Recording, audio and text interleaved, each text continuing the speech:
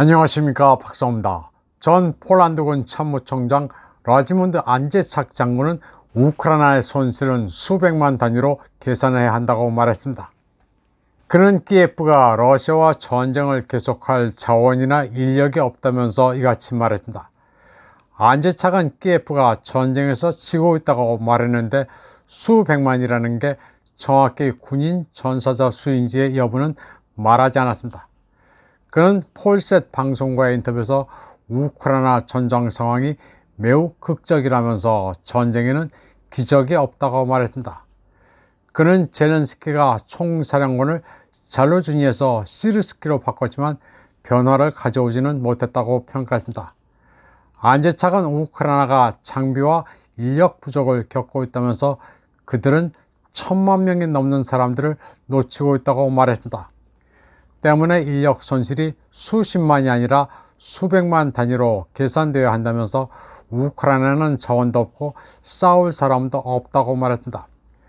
안제차크는 최근 몇 주 동안 서방 리더들이 경고한 것처럼 무기 생산을 늘릴 것을 촉구하면서 2, 3년 내에 러시아와 전면전을 준비해야 한다고 주장했습니다.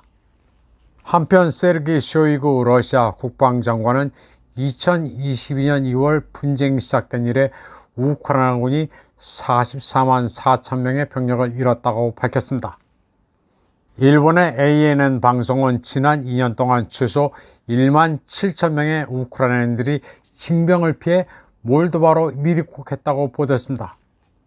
그리고 몰래 국경을 통과하는 우크라이나인들을 사냥하는 국경수비대 행동을 동행 취재했습니다. 이 구루마로 탈주자를 추적한다고 일본 기자가 멘트를 합니다.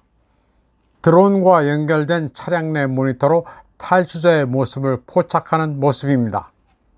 몰도바로 탈출하는 사람들은 1인당 12만 그리브냐, 일본 돈으로 45만 엔이 든다고 설명합니다. 탈출 미수에 그쳐 체포되면 벌금에다가 징역 5년형에 처해집니다. 그러나 군대에 대포밥으로 끌려가느니 목숨을 걸고 몰도바로 미입국하는 게 현실입니다. 그래도 일본 매체들은 직접 마이크를 들고 이런 실태를 취재합니다. 얘네들도 우크라이나를 응원하지만 팩트는 팩트대로 취재는 합니다. ANN은 해외 도피 행렬이 계속 이어지고 있어 젤렌스키 당국의 징병이 순조롭지는 않다고 보도합니다. 젤렌스키가 작년 12월 45에서 50만 명의 추가 동원을 하려 했다고 전했습니다. 그러면서 이런 발언이 총력전에 나선다는 것인지 아니면 방어에 전념한다는 것인지 분기점에 서 있는 것 같다고 말했습니다. 지금 우크라이나는 인구 통계조차 제대로 내지 못하고 있습니다. 러시아 인구 학자들의 추산으로는 우크라이나의 잔류인구는 2천만이 채 안 됩니다. 전선에서 구인으로 전사하거나 국외로 빠져나가 인구가 반토막이 났습니다.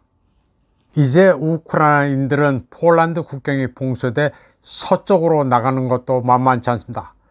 바르샤바 당국이 농민 시위가 발생하자 우크라이나산 곡물을 통제한다면서 국경을 닫았습니다. BS 후지 프라임 뉴스는 이번 러시아 대선에서 남동 4개 주의 푸틴 대통령 지지율에도 주목했습니다.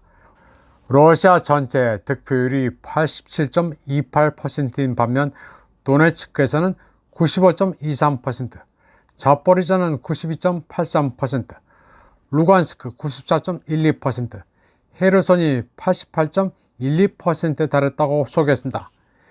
일본 애들이 이런 지리적 분석에는 아주 탁월합니다. 또 푸틴 대통령의 오선에 축하 메시지를 보낸 나라들도 일목요연하게 정리했습니다. 북한, 중국도 축전을 보냈지만 인도, 사우디아라비아, 이란, 터키, 시리아, 나이지리아 등도 푸틴 대통령을 축하했습니다.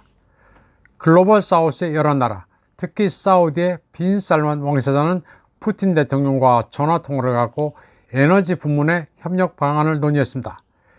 집단 서방의 지시를 듣지 않고 러시아에 가까워진 나라를 이데올로기로 봐서는 안 됩니다. 한국만 국제정세를 이데올로기로 봅니다. 그러나 다국화되고 있는 국제질서에서 가장 중요한 것은 이데올로기가 아니라 국가 이익입니다. 이번 방송은 여기까지 하겠습니다. 시청해주신 여러분 감사합니다.